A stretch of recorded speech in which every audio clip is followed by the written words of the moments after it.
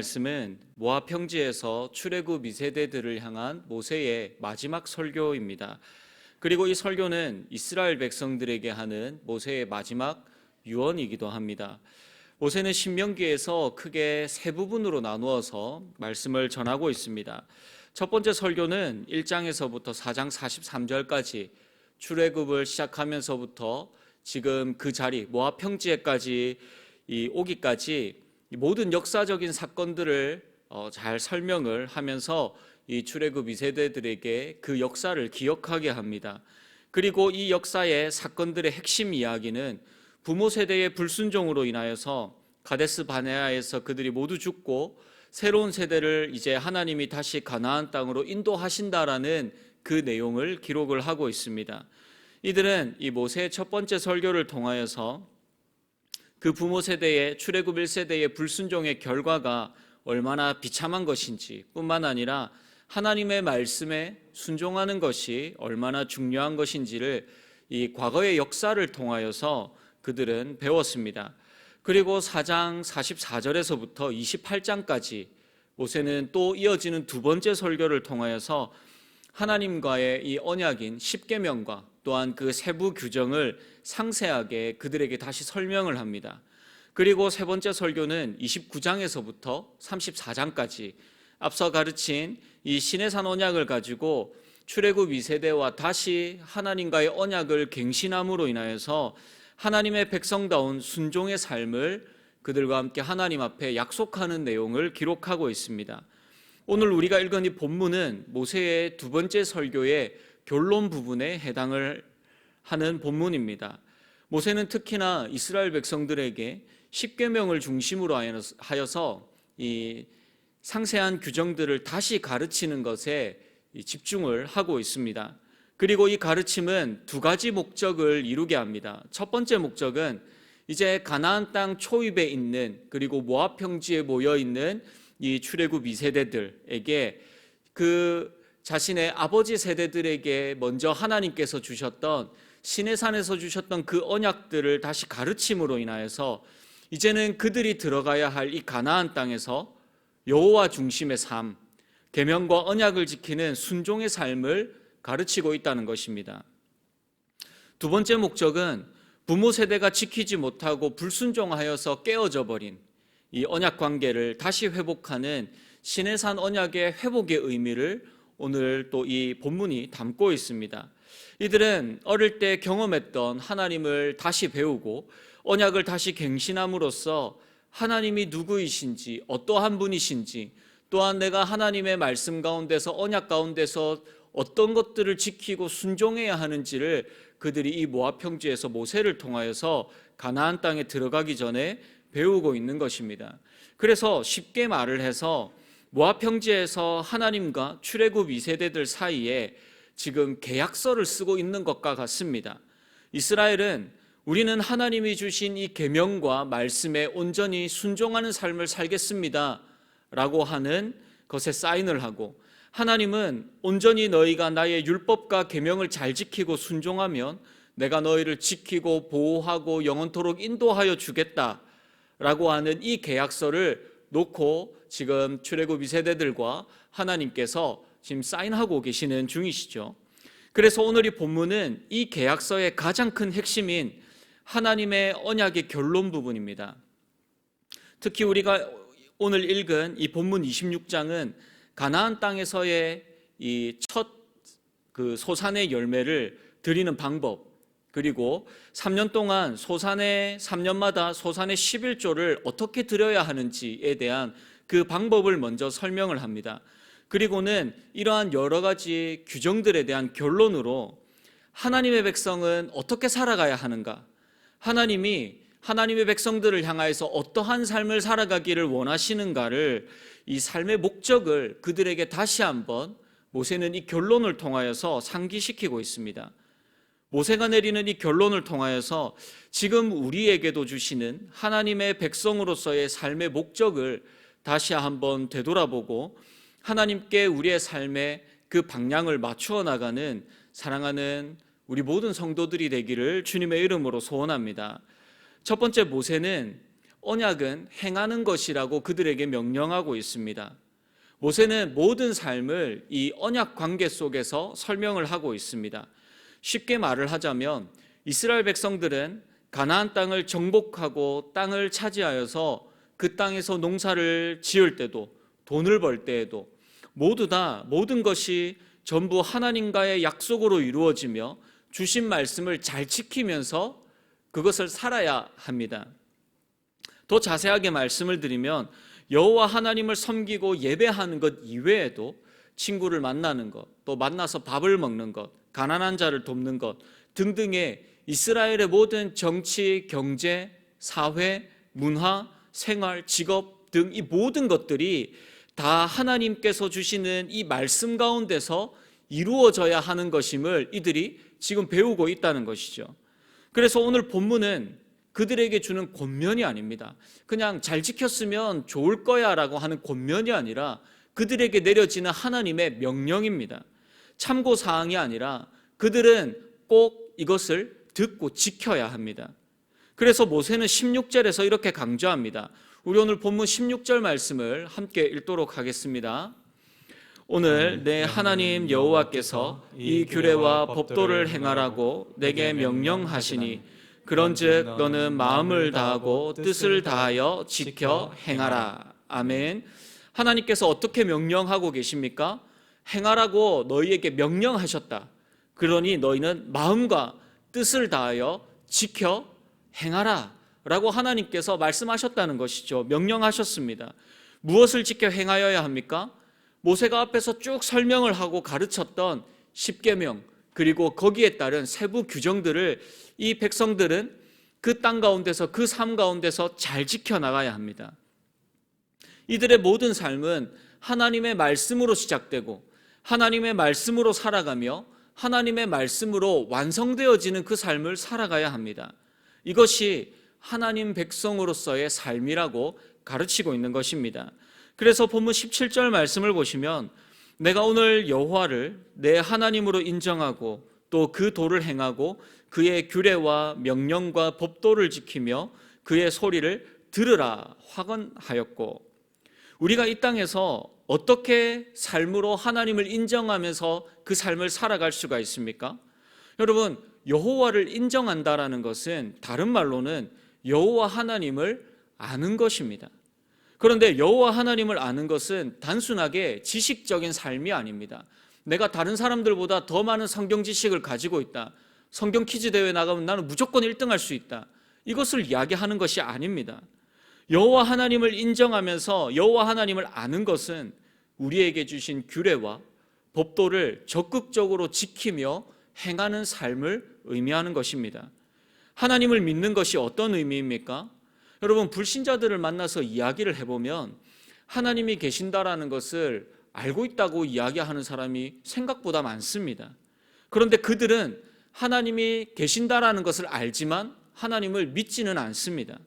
우리도 만약에 나는 하나님을 알고 하나님을 믿습니다라고 이야기를 하면서 하나님의 말씀을 지키고 사랑하는 그 삶이 우리의 삶 가운데 우리 안에 없으면 우리도 불신자들처럼 하나님을 안다는 이 개념이 별반 그들과 다를 바가 없다는 것입니다. 여러분, 우리 교회에서 저를 가장 잘 아는 사람은 누구겠습니까? 아마 저희 아내가 저에 대해서 가장 여러분들 그 누구보다도 잘 알 것입니다. 왜냐하면 매일같이 먹고 자고 놀고 그리고 이야기하고 생활을 같이 하기 때문입니다. 여러분들이 저에 대하여서 이름도 알고 뭐 키가 몇이고 이런 것들도 등등의 정보를 아는 것도 나는 저 목사님에 대하여서 잘 알아 라고 이야기를 할 수 있지만, 그래도 여러분들보다는 같이 사는 저의 아내가 저를 더 많이 알고 또 더 깊이 알고 있습니다. 여러분, 그렇다면 하나님을 아는 것 또한 어떤 의미겠습니까? 하나님과 더 깊은 교제를 나누는 것입니다. 그러기 위해서는 하나님의 말씀을 듣고 귀를 기울이고 행하는 삶을 살아야 합니다. 그 도를 행하고 그의 규례와 명령과 법도를 지키며 그의 소리를 들으라 우리에게 하나님께서 명령하고 계십니다. 그래서 히브리서에서는 믿음이 없이는 하나님을 기쁘시게 할 수 없습니다라고 이야기를 합니다. 그렇다면 여러분, 하나님을 기쁘시게 하는 그 믿음은 어디에서 생겨나는 것입니까? 로마서 10장 17절 말씀입니다. 우리 로마서 10장 17절 말씀 함께 읽겠습니다. 그러므로 믿음은 들음에서 나며 들음은 그리스도의 말씀으로 말미암았느니라. 아멘. 그리스도의 말씀으로 말미암았느니라. 그리스도를 본받기 위하여서는 하나님께서 우리에게 주신 이 말씀에 기록된 그리스도를 지속적으로 찾고 듣고 묵상하며 알아야 합니다. 예배를 잘 참석하는 것, 그리고 예배 시간에 설교를 열심히 듣고 필기를 하는 것, 이러한 것들을 더 넘어서 우리 개개인의 삶에 개인적인 말씀의 묵상들이 항상 매일매일 차고 흘러 넘쳐야 합니다. 하나님의 말씀이 매일매일 우리의 삶 가운데 지속적으로 끊임없이 공급되어져야 합니다. 시편 1편 3절 말씀입니다. 우리 말씀도 함께 읽도록 하겠습니다. 그는 시냇가에 심은 나무가 철을 따라 열매를 맺으며 그 잎사귀가 마르지 아니함 같으니 그가 하는 모든 일이 다 형통하리로다. 아멘. 말씀을 즐거워하며 주야로 묵상하는 자들은 시냇가에 심은 나무와 같이 건강하고 또한 열매 맺는 나무이다라고 우리에게 말씀하고 있습니다. 여러분, 잘 생각해 보십시오. 주일날 예배 한번 빠지면 우리는 하나님의 말씀을 다시 듣기 위하여서 2주의 시간을 기다려야 합니다. 최소 2주간 말씀이 없는 삶, 우리의 심령이 하나님의 말씀을 제대로 매일매일 공급받지 못하고 메말라 있는데 어떻게 우리가 이 땅 가운데서 하나님의 백성다운 그 삶을 살아간다고 이야기할 수 있겠습니까? 여러분, 이것이 너무나도 중요하기 때문에 모세는 오늘 본문 18절 말씀에서 다시 한번 반복과 확증을 하고 있습니다. 여호와께서도 내게 말씀하신 대로 오늘 너를 그의 보배로운 백성이 되게 하시고 그의 모든 명령을 지키라 확언하셨느니라. 여기에서 이 보배로운 백성은 히브리어로 세굴라라고 하는 단어입니다. 이 세굴라는 왕이 아끼는 가장 귀한 보물 중에서도 더 아끼고 사랑하는 보물을 의미합니다. 하나님이 주신 모든 말씀을 지키는 자들을 왕이신 하나님이 특별히 아끼는 세굴라, 보물이 될 것이다. 내가 그들을 나의 가장 아끼는 보물로 내가 너희를 특별히 사랑할 것이다 라고 하나님께서 우리에게 약속하고 계신다는 것이죠. 그렇기 때문에 행함은 구원의 조건이 될 수는 없습니다. 오늘 말씀에서도 또한 성경 그 어디에서도 하나님의 백성, 구원받은 자가 되기 위하여서 이 율법과 규례를 잘 지켜라 라고 하나님은 말씀하지 않으셨습니다. 이 말씀은 이미 하나님의 구원과 하나님의 은혜와 하나님의 인도하심을 이미 경험한 하나님의 백성들에게 주어지는 하나님의 명령입니다. 하나님의 백성은 하나님의 말씀의 능력과 역할을 믿으면서 그리고 그 하나님의 말씀을 의지하면서 살아가는 백성이 바로 하나님의 백성입니다. 여러분, 말씀의 능력과 그 역할이 무엇입니까? 에베소서 2장 10절 말씀입니다. 우리 말씀 함께 읽겠습니다.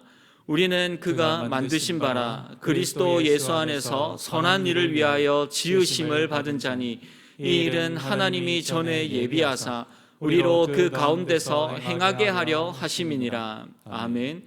하나님께서 우리를 구원하신 이유, 이 구원이 우리에게서 난 것이 아니라 하나님의 특별한 선물이라고 우리에게 말씀하시는 그 이유가 바로 우리가 그리스도 예수 안에서 선한 일을 하기 위함이라고 우리에게 말씀하고 있습니다. 또한 우리가 잘 아는 디모데후서 3장 16절 그리고 17절 말씀입니다. 우리 말씀도 함께 읽겠습니다.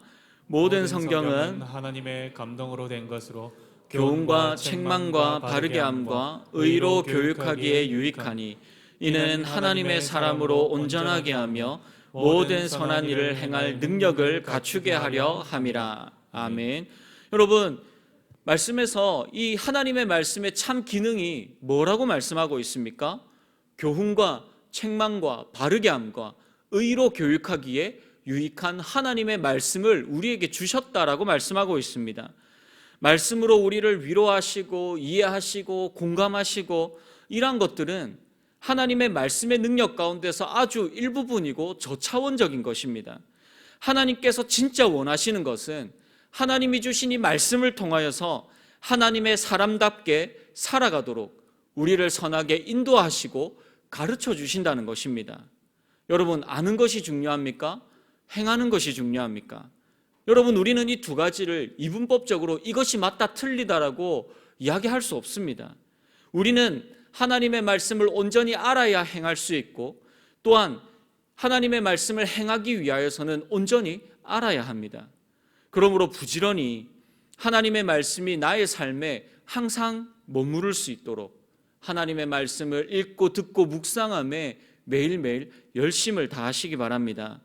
일주일에 한 번 아니면 두 번 설교를 듣는 것으로 만족하는 것이 아니라 내 삶에 매일의 하나님의 말씀이 없음을 슬퍼하며, 또한 그 하나님의 말씀을 주야로 묵상하며 하나님의 말씀을 누구보다도 사랑하는 저와 여러분들의 그 삶이 되기를 주님의 이름으로 소원합니다.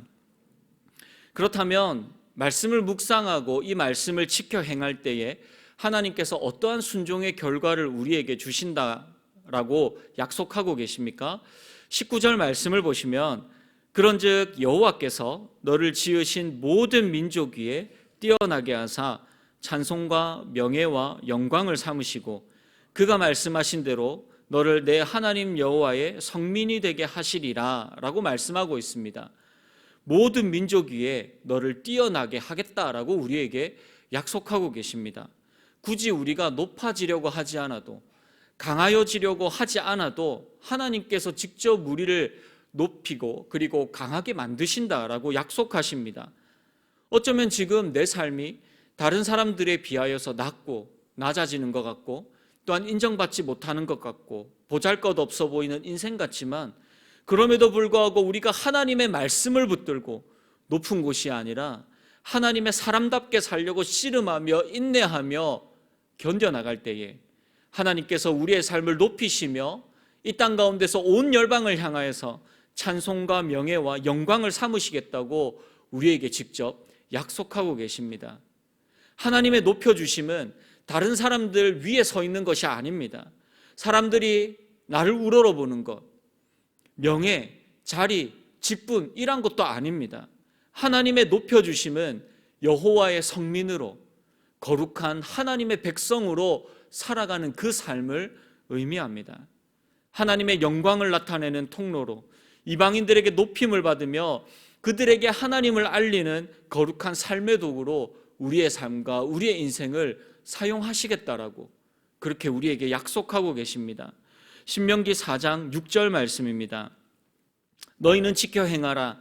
이것이 여러 민족 앞에서 너희의 지혜요 너희의 지식이라. 그들이 이 모든 규례를 듣고 이르기를 이 큰 나라 사람은 과연 지혜와 지식이 있는 백성이로다 하리라. 저와 여러분들은 어떠한 민족입니까? 우리는 배달의 민족입니다. 죄송합니다. 여러분, 그런데 진짜 우리는 배달의 민족입니다. 왜냐하면 우리는 음식을 배달하는 사람이 아니라 하나님의 축복을 받고 그 축복을 흘려보내는 자, 하나님의 백성, 하나님의 그 구원의 하나님의 사랑을 전달하는 전달자라는 것입니다. 하나님의 말씀이 주시는 지혜와 지식을 힘입어서 누가 봐도 저 사람은 하나님을 위해 살아가는 그 사람이다 라는 이 말을 듣는 저와 여러분들의 삶이 되기를, 그 하나님의 놀라운 그 축복을 경험하는 저와 여러분들의 삶이 되기를 주님의 이름으로 소원합니다. 말씀을 맺겠습니다. 여러분, 대한민국은 분단국가입니다. 그래서 젊은 우리의 아들들은 아직도 군대를 갑니다. 그런데 군대를 가면 가장 먼저 배우는 것이 정확한 주적이 누구인지, 우리의 적이 누구인지를 가장 먼저 알려줍니다. 그리고 난 이후에 적을 이기기 위하여서 계속해서 훈련을 시킵니다. 여러분, 우리의 신앙도 마찬가지입니다. 거룩한 하나님의 뜻을 성취하고 말씀에 순종하는 삶을 살아가기 위하여서는 나의 적은 내 옆에 있는 성도가 아니라, 나를 괴롭히는 그 사람이 아니라, 그 누구가 아니라 바로 사탄임을 온전히 정확하게 주적을 알아야 합니다.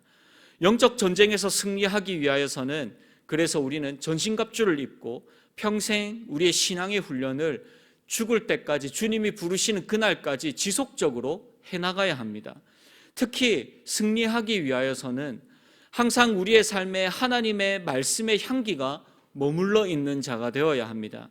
우리는 이 말씀을 통하여서 그리스도를 배우고 그리스도를 본받는 삶을 살아가야 합니다. 여러분, 우리의 인생에서 가장 두려울 때는 돈이 없고 건강이 나빠졌을 때가 아니라 하나님의 말씀과 멀어져 있을 때, 언제부턴가 내 삶에 하나님의 말씀이 없는 그때가 우리의 인생 가운데 가장 위기이며 그때를 가장 두려워하셔야 합니다. 그러므로 성령 하나님의 지속적인 도우심을 항상 간구하시기 바랍니다. 하나님, 오늘 이 말씀을 통하여서 하나님 나에게 깨닫게 하시고 그 말씀을 붙들고 살아가게 해달라고 끊임없이 하나님 앞에 기도하며 말씀을 묵상하는 자가 되어야 합니다. 때로는 말씀대로 사는 것이 힘이 들고 또한 고난이 있을 것입니다. 사람들이 알아주지 않아도 결국 그리스도로 인하여서 우리를 존귀하게 여기시는 하나님을 온전히 의지하며 우리의 인생을 살아가시기를 바랍니다. 하나님이 주시는 말씀의 지혜로 우리의 삶과 마음과 입술과 행동으로 하나님의 영광을 살아내며 말씀이 항상 내 삶에 머무르는 그 너무나도 기쁘고 복된 그 삶을 살아가시는 사랑하는 우리 장전중앙교회 모든 성도님들의 그 삶과 그 발걸음이 되기를 주님의 이름으로 축복합니다. 우리 시간 말씀을 기억하시면서 함께 찬양하며 나아가도록 하겠습니다.